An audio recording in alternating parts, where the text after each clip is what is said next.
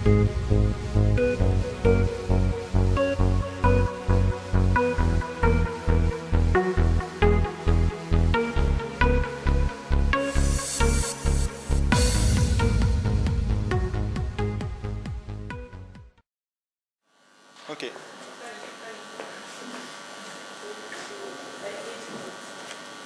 Nou, welkom allemaal op Piratenbenefiet. Ik ben Roberto Moretti, kandidaat voor de Tweede Kamerverkiezingen.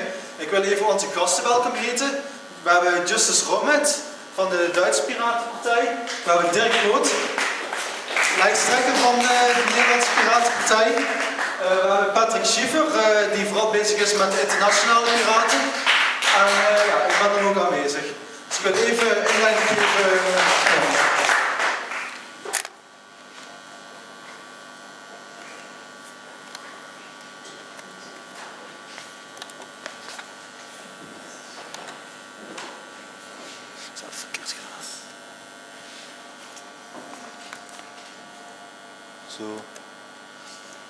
Nou, ik wil even het woord geven aan Justus Roemeth. Dan kan hij zichzelf introduceren en dan kan hij zijn onderwerp ook bespreken. Dus een applaus voor Justus Roemeth.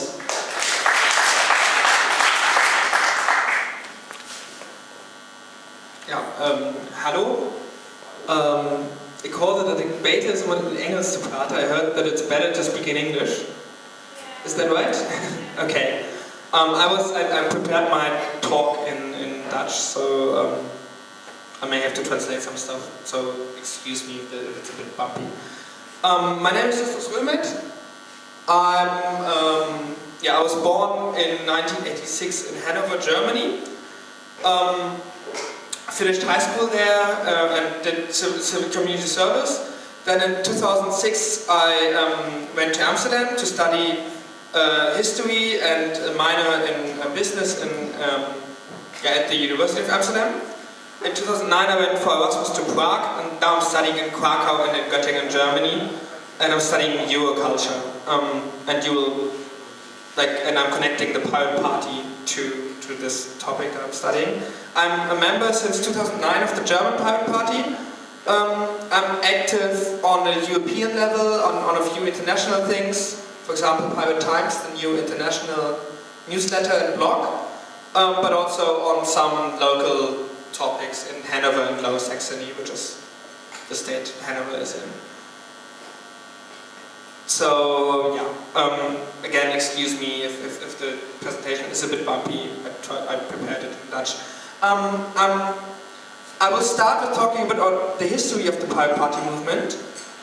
Then I will try to explain why there is a Pirate Party movement and why it has success. Then how the success is happening. I will talk about a few problems and then I will finish with talking about the chances that are there for both the movement and the different parties that are part of the movement, but also for the chances that the movement brings to society, in my opinion. So, I will start with what is the Pirate Party, or the history of the Pirate Party. It was founded in Sweden on the 1st of January 2006 by Rick Falkvinger. And in the summer of the same year, a few other countries like Austria or Germany followed suit. In the Netherlands, I think there was a think tank or like an unofficial group that started at that point of time. The official founding of the Dutch Pirate Party came a few years later. The party was very obscure for the first time, and like the first 2 years only nerds and geeks have heard about it, and it didn't book any election success until 2009, when the Swedish Pirate Party got enough votes, 7.1%, to send first one, and then after the Lisbon reform, 2 people to the European Parliament, which was a big success, obviously. In Germany, for the same elections, the Pirates got 0.9%, but a few months later, in the German general elections, the German Pirate Party got 2%. So within like 3 months, they grew from, they more than doubled their votes, and they grew from 0.9% to 2%. And last year, in October 2011, the Pirate Party actually got votes into the Berlin Pirate Parliament, the Berlin State Parliament. So Germany is divided into 16 states and Berlin is one of them. After that, in the spring of 2012, they also made it into the Parliament of the German states of North Rhine-Westphalia, which is the biggest German state, the Parliament of Saarland, which is a smaller German state, and the Parliament of Schleswig-Holstein. And that was remarkable in two things. First of all, that in Germany you need more than 5% to go into a state parliament or the national parliament. In Berlin, like in all of those elections, the pirates actually got more than 8. And in Berlin, everybody said, yeah, this is because people are not happy with traditional politics and it's protest politics. But it's a very urban phenomenon, only young people are going to vote for them. But then after that, in the next elections, Saarland is a very rural place with lots of villages and not a lot of young people. It's not a hip place at all. If you go up in the Saarland, like you turn 19 or 18 and you want to start studying, usually you leave the state and go somewhere else. So it was remarkable that the Pirate Party was able to score success there as well. And yeah, I will talk later about where that success came from. The question now is, what about other countries? In Austria, they're polling at between 4 to 6%, which is a big success. And here in the Netherlands at the moment, the Dutch Pirate Party is polling between 1 and 2 seats, I think, still. Which is also a huge success, given that the Dutch Pirate Party started 3 years later than like most other pirate parties that have had successes until now. And it's also significant because in the Netherlands, it's quite easy for new parties to enter parliament. So the Dutch Pirate Party has a real shot at doing that. In Germany, the poll numbers that the Dutch pirates have would not allow them to go into the parliament, for example. Also, there's another institution since 2009. It's called Pirate Parties International, and it's an NGO that has a seat in Brussels, and it is supposed to help the pirate parties to connect with each other and to help new pirate parties. That, like, if there are some people that want to start the pirate party in their own country, it helps them with resources and with know-how, and to connect them to the broader movement. What is also interesting is that the Pirate Parties International is trying to, or applied to get a seat in WIPO, which is the World Intellectual Property Organization, which is a it's by the United Nations. It's an organization to talk about intellectual property and copyright. If the Dutch Pirate Party makes it into the Dutch Parliament, and if the Pirate Parties International makes it into the WIPO, that would mean that there are pirate parties, people from the pirate parties on all international levels of policy. There are a lot of local pirates and some local government seats in Germany, Switzerland and Czech Republic. They are in a regional government in Germany. There would be a national parliament in the Netherlands, and there would be in an international level, first of all in the European Union Parliament, and second of all via WIPO in the UN, which is quite remarkable if you think about it, that the movement is only like six years old, 6.5. Yeah, and then there's also the European Pirate Party in the making. Patrick is going to talk about that a bit later. So the next question would be, why is there a pirate party? It all started when in the wake of Napster, and a lot of people in the early 2000s were downloading internet, like movies and music from the internet, and Hollywood didn't like that, and the MPAA and the RIAA, which are the lobby organizations of Hollywood and of the American music industry, tried to fight that all over the world. In Denmark, they founded something called Anti-Piratgruppen. But then other people in Denmark said, well, if you have anti-Piratgruppen, so they said that the pirates are the people that download and pirates are bad. But other Danish people thought that this downloading is not bad at all. So they founded Piratgruppen to show that downloading is not a bad thing, and to try to turn the word pirate into something positive. From that in Sweden, the Piratenpartij, or Pirate Office, was founded. This is all in the early 2000s. Where the pirate bay and also Piratenpartiet, the Swedish Pirate Party, got their name from. To sum up why this movement is important, it's easiest to talk about ACTA because a lot of people have heard about it, and because it shows very well what the movement is about and why it's necessary to have it. ACTA is an international treaty, or was supposed to be an international treaty, signed by a lot of first world countries, like all the EU countries, Switzerland, the United States, Canada, Japan, New Zealand, Australia, and a few other countries like Mexico or Morocco. And it was supposed to make copyright in all those countries, and also product piracy, the laws concerning product piracy, to make. It was supposed to make the laws concerning product piracy and also internet piracy more similar in all those different places in the world. But by doing that, it would have infringed on the freedom of information in the internet and freedom of communication by things like 3 strikes, that if you are caught downloading 3 times, like the first time you get a letter, the second time you get a not so nice letter, and the third time they cut off your internet. And they do that because they want you to stop downloading, but while they do that, they also cut you off of a lot of communication. And for example, in some countries it would not be possible to do banking anymore because there's no normal banking anymore, there's only internet banking in some countries, not in all countries. So that's why this kind of laws are bad concerning the internet. But ACTA went further than that. It also made medicines for the third world harder to transport, basically, because they all go through Europe. It also would have established patents on living beings as part of the law code of those countries. Countries would have been obliged to do laws like this, to introduce laws like this. And the biggest problem of showing why ACTA was bad was that it was intransparent.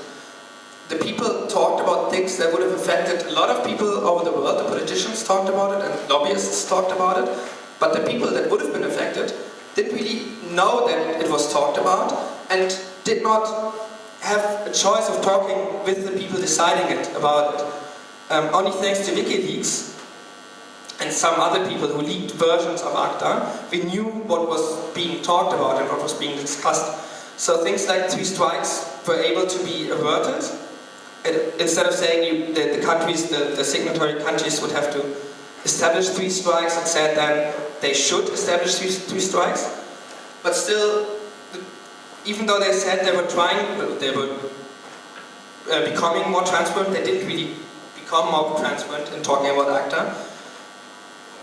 Because they didn't really say what, like they said, they should introduce 3 strikes. The countries should introduce 3 strikes, but nobody really knew what should was defined as. So should could have meant they have to do it or they have to show that they are doing it. So it wasn't so easy. So to sum up, not only did the people that are behind the Pirate Party movement say, well, they're trying to curb our communication devices and they're trying to make communication much harder and to make surveillance on communication much easier. So we're trying to stop that. So ACTA had to be stopped, and it was stopped this summer in the European Parliament. But also, like, the people that are behind the Pirate Party, like, went a step further and thought, but why are they doing that? And how did it come so far that they passed almost this really, really bad international contract? And that's why people like Falklinger and also the people you see here said, well, politics shouldn't work like this. There should be more accountability and there should be more transparency in politics. So those are the things that basically the Pirate Party stands for. It's accountability for politicians, and it's for transparency, so that people can really see how politics is working.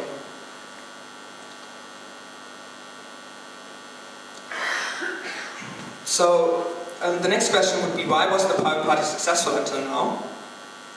In 2008, the people that are behind the Pirate Party, Fredrik Ney, Gottfried Svartholm and Peter Sunde, in Sweden stood trial for working with the Pirate Bay. And in a way to protest against that, a lot of young Swedish people, or people that use the internet in their daily life,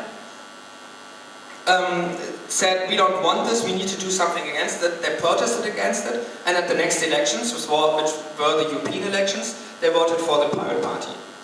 At the same year in Germany, there was a huge discussion about putting filters on the internet, officially against child porn, but it was it was lobbied very hardly by the entertainment industry, by the movie industry and by the music industry, who said once we have these filters in place, it will be easy to change the law to say we filter out child pornography and we filter out websites like the Pirate Bay. Very similar to a situation like in the Netherlands now, where the Pirate Bay is actually filtered because of different reasons, but this law was a way to try to get filtering of the internet into the German code of law. That's how the German Pirate Party grew from 0.9 to 2% back then. Then in Berlin, 2 years later, a lot of protest people also voted for them.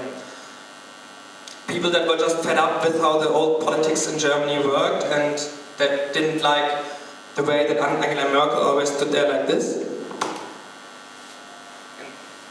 And she stands always like this on pictures, and then she says, what I'm doing is without an alternative. And politics isn't really about talking, like just standing there and saying it is without an alternative. Usually there are alternatives in politics. Sometimes many of them are bad, but that doesn't mean that you shouldn't talk about them. And so a lot of people thought that the Pirate Party is setting out to changing it. And in Germany, a lot of people thought that. But also that it's a way of saying that I don't really like this politics. So in Germany you have a situation now where 2% of the vote are people that are really convinced that the Pirate Party is up to something good, and that really like internet freedom and civil liberties, and are voting for the Pirate Party because of that. And the rest, which is like somewhere around 6% of the overall vote, so six-eighths, which is 3/4 of the voters of the German Pirate Party, actually voting for the German Pirate Party because of protest, according to some surveys. So the question for the German Pirate Party then becomes,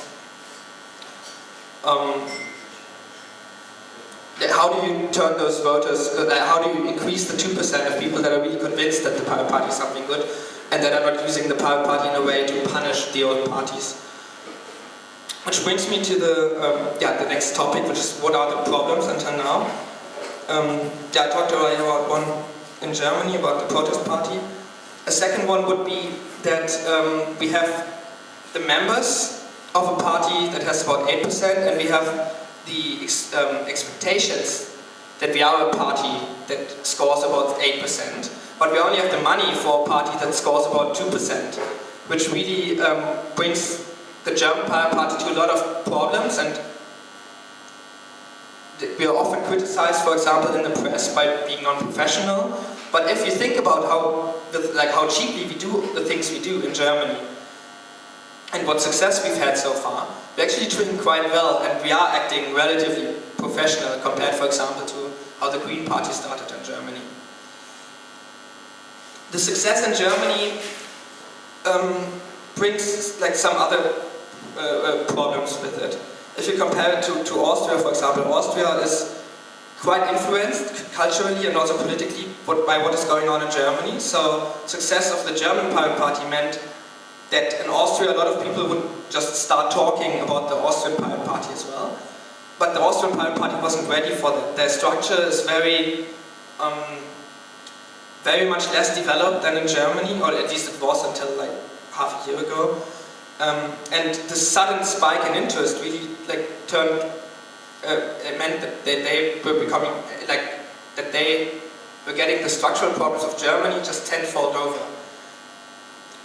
But also there were internal problems, and for example the Pirate Party of Tyrol tried to break up away from the main Austrian Pirate Party. Now they're back together, but you always have internal problems, and this just shows that the Austrian Pirate Party wasn't really ready to become, like, to be in a position where they have to talk about expanding their program further than communication and the internet, and also that they might have to send, or like that they will send people into the next parliament that gets elected in Austria.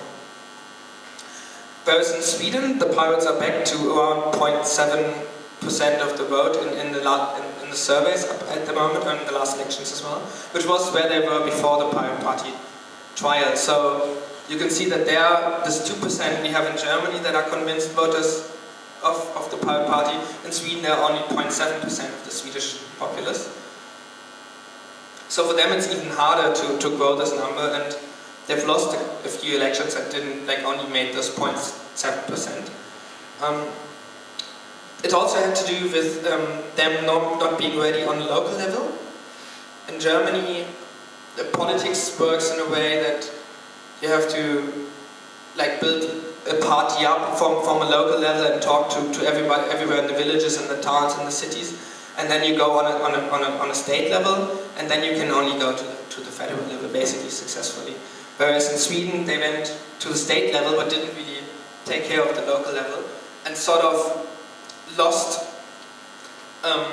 like interest, because they thought what we're talking about is not important on the local level.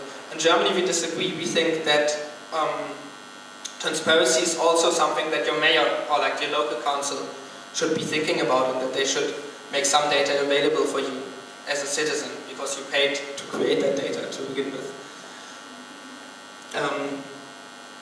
And also they had problems that in Sweden it's very normal to have, like, flat hierarchies, and that doesn't mix so well with, like, politics where people, like, voters always want to see faces and so on.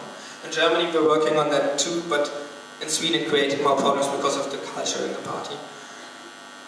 So I'm going to speed up a bit and talk about the chances.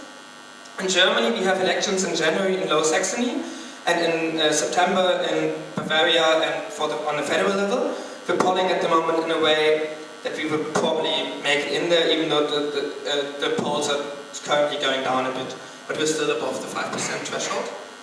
Yeah. In the Netherlands, that's why you're here, there's a good chance that the Pirates will send hopefully 2 or 3 candidates into the next Tweede Kamer. Internationally, it means it's an international movement where people don't really care about the national borders so much, but are trying to be aware of the cultural borders that exist and trying to take care of them, but at the same time say that something that is decided in Germany has an influence in other countries as well. Something that's decided in the European Union has an influence on Switzerland. Something that's decided in the US has a big influence on the rest of the world. So, as opposed to some other movements and parties, the Pirate Party tries to really work together over borders. And in the end, for society, we hope that the success for the Pirate Party would mean better laws. In Germany, for example, a lot of laws are ending in front of the German Constitutional Court, because the court says that you can't do this is against the Constitution, much more than they used to. So the politicians are doing a worse job, and we hope that with our success they will do a better job.